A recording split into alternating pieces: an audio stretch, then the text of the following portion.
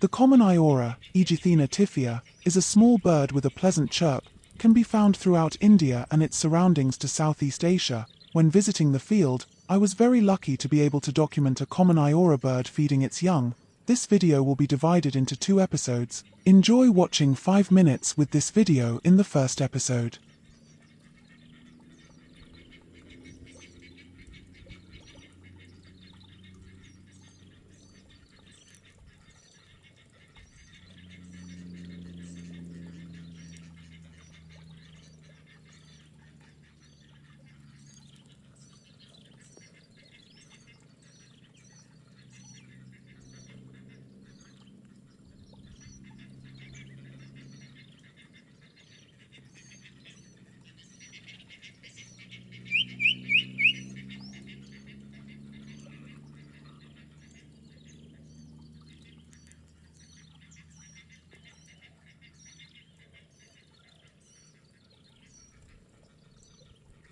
Iora biasa, Aegithina tiphia, adalah salah satu burung kecil dengan kicauan yang enak terdengar, dapat dijumpai di seluruh India dan sekitarnya sampai ke Asia Tenggara.